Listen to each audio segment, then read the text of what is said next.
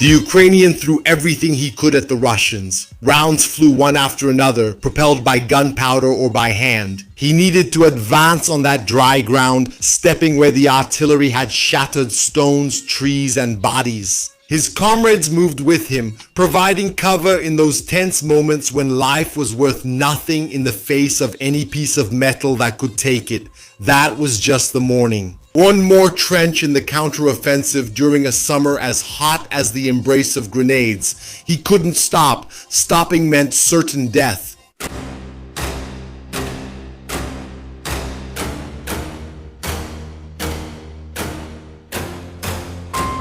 Ukraine and Russia continued their conflicts in 2023, with the war dragging on much longer than anyone expected.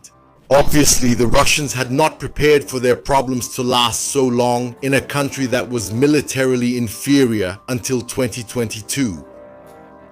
The invasion led to something the mercenary leader of the Wagner group himself had warned about. The Russians ended up turning Ukraine into an efficient army, which was facing a nation with decades of experience in conflicts. That same mercenary leader, Prigozhin, one of the main people responsible for Russian victories in 2023, challenged Vladimir Putin in June of that year.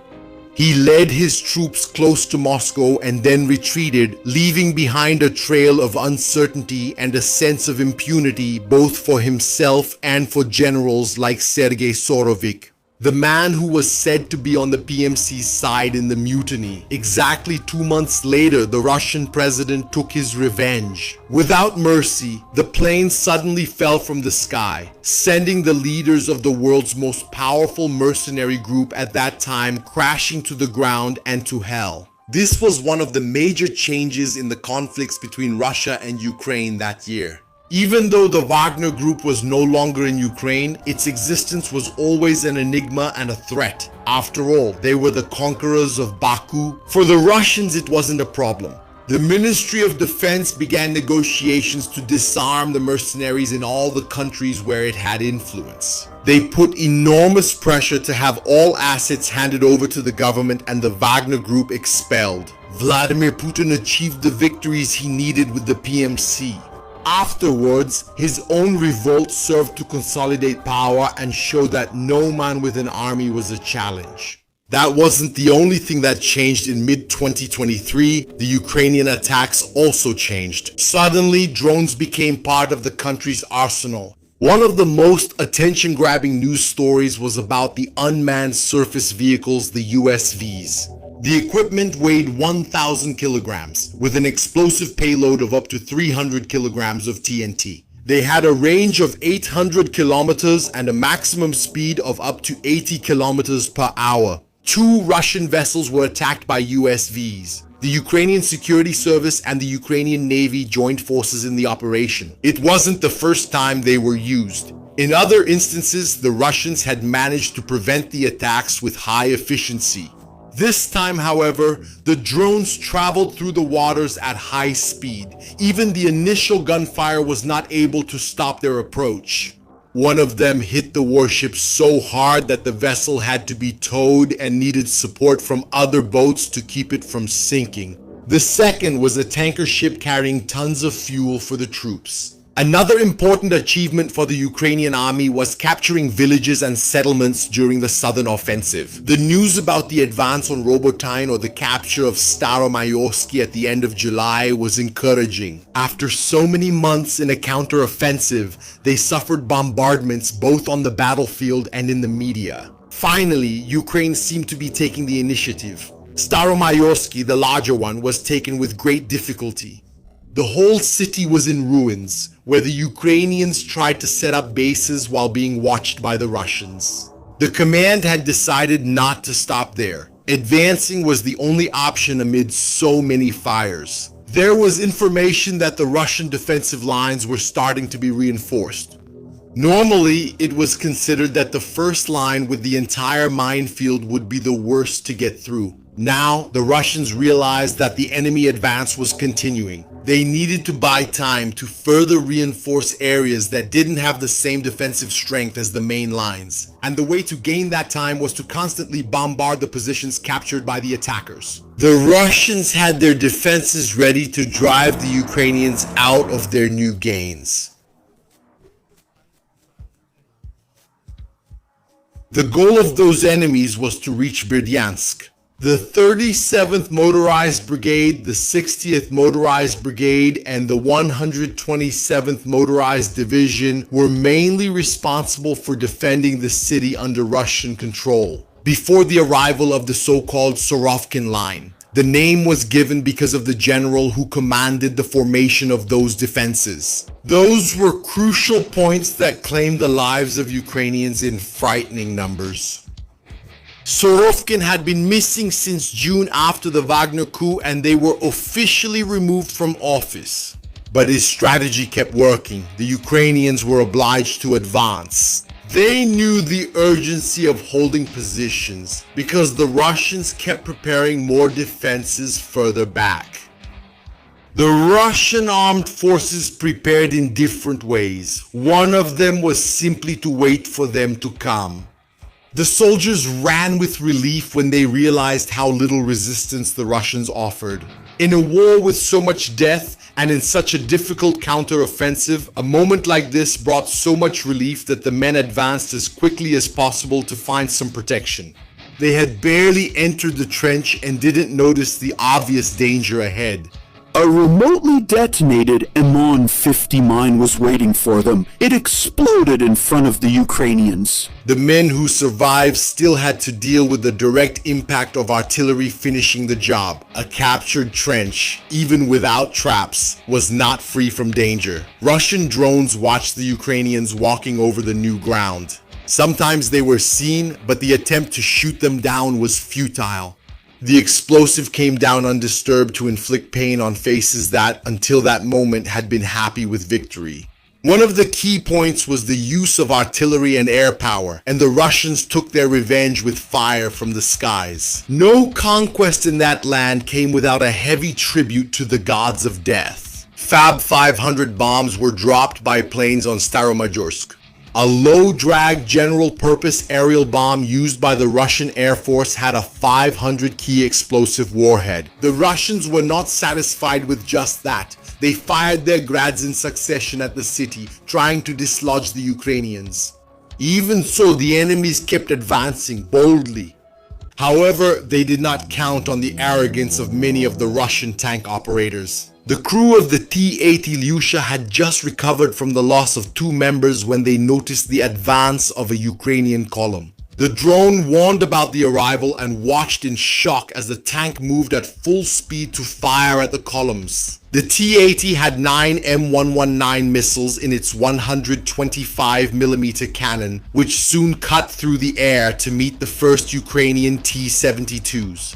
Having lost their main attack armored vehicles, the Ukrainians, blind to what was happening, kept advancing with whatever they could. Ilyusha didn't miss. They fired more of their ATGMs while they desperately called for support, knowing the risks they were taking. The Ukrainians tried to move, still lost. Without a drone to guide them in the midst of the chaos, they only realized how the fury burst from the trees to bend the metal of their armored vehicles. Ilyusha pulled back to try to reposition and wait for reinforcements, but they didn't show up. The opportunity seemed unique. The gunner at the time, Alexei Nelstrov, ordered the advance and continued firing. The M113 armored personnel carrier was split in half, with black smoke obscuring the deaths of the soldiers inside. Once again, Ilyusha pulled back, then returned with fury to launch his last missiles at the enemies. Chaos intensified among the Ukrainians, who remained unable to strike back. The Russian artillery showed up as support when Ilyusha had already done the job. There were more than 30 minutes of combat in which the Ukrainian offensive was crushed in such a shameful way that it shook the attackers' confidence for a long time. Ilyusha's deeds earned him medals awarded by the leader of the Donetsk People's Republic himself. The crew also met with Vladimir Putin, being rewarded with honors that have rarely been seen in the army during this war. The glory of the Russians during the offensive made many Ukrainians complain about the orders they were receiving. There were protests from officers like Sergeant Valery Marcos, who asked to be voluntarily demoted from his position to be with his soldiers. He was bothered by the counteroffensive strategies and the impact they had on the soldiers' morale. According to Marcos, the actions of many of his commanders were irresponsible during that counteroffensive. He even recorded a video showing that he was forced to sleep next to dead Russian soldiers, spending the night alongside the bodies as they decomposed. In the midst of that foul smell, he made his protests because he preferred to be with his men, sharing the risks, rather than simply sending them out on orders he didn't believe in. After that, he managed to get a meeting with President Zelensky to discuss reforms regarding the situation of the sergeants. That was the tense atmosphere in which many soldiers lived. Images emerged showing the destruction in Staro Majors. Twisted wrecks and scattered armored vehicles sparked disputes over who the losses belonged to. Both sides argued that only the other lost more than 30 vehicles during the fighting, as if it were possible to defend or attack a city in a conflict of that magnitude without both sides suffering losses. The Russians gained complete confidence with the numerous problems the Ukrainians faced during the offensive. They prepared their tanks in columns for an overwhelming advance to finally drive the enemies out of the captured positions. What the artillery didn't destroy, the armored vehicles would now devastate. The engines of the vehicles roared across the fields, with the noise being drowned out only when the first mines exploded. The 150mm shells fell soon after, reducing the powerful Russian advance to burning ruins. The next target had a name: Urozhaine. The Ukrainians had weapons waiting to be used there, but first they needed to get closer and go deeper. The trenches before Urozhaine were another challenge. The soldiers entered the Russian strongholds, defying a scorched land that wanted to swallow them. They had to reload in the midst of the desperation of combat, relying on the support of their friends to return to the attack. The advance was swift, through so many columns of black smoke that rose as grenades were hurled. The aggressive advance was accompanied by gunfire directed at the Russians. When they spotted one of them under better cover, a grenade would fly in to take him out. A quick and violent attack was often the best response to take the trench. This Russian was waiting for the arrival of the Ukrainian infantry, but the threat came from above. He was targeted by a set of enemy equipment. Without artillery as powerful and abundant as the Russians, it was common for Ukrainian soldiers to advance with the support of a 60mm mortar. They easily loaded and began the bombardment against the Russians, with drones correcting the fire. The Russians' heads spun with the noise. The shrapnel pierced through the uniform and embedded itself in the skin. The adrenaline got him back on his feet and made him run, staggering and deafened. He hurried without being able to hear shots from the Ukrainians' AKs. The fighting continued in the trench and would lead to the loss of yet another position toward Urozhaine. The advanced positions ensured that the first armored vehicles entered Urozhaine without a Russian with an anti-tank guided missile waiting for them in one of the holes before the city. The enemy artillery showed them no mercy, raining down pure hatred with kilos of explosives. The destruction in the first attacks cost many Ukrainian lives, forcing them to adopt a new strategy. The Su-25s flew low to devastate the Russians. The roar of the jets overhead was not the only problem for the enemies. Aiden's bombs exploded in the houses. Ukrainian artillery created an opportunity for the first tanks to enter. The booming roar of the cannons began to alarm the Russians, waking them from the illusion that they could hold the city for much longer. They had taken down so many enemy soldiers and vehicles, but there was a limit to what the fighters could endure in defense. The sequence of bombings was too intense, sending the Russians into a disorganized retreat. The Ukrainian drones marked the targets and the officers gave the order. The Ukrainians who launched the first of these highly controversial weapons thought about how much the Russians had already rained those fragments of anger and pain down on them. It was a moment of revenge. The dispensers split the explosive charges in the air, dropping them over a wide area on the soldiers. Those who weren't killed by the fragments ended up wounded and dragged by their comrades to safer positions. Some of the surviving Russians swam across the river to surrender after the exhausting battles. The Ukrainians had finally gained more territory toward Berdyansk. There was still much to face on the Surovikin lines. Blood and sweat running down their skin would still be plentiful in that race to the Sea of Azov. Both Russians and Ukrainians would feel what those lines meant for their destinies. The time for peace had not yet come. Meanwhile, each soldier fought for their comrades in the trenches, firing relentlessly so that the next grave would not be theirs.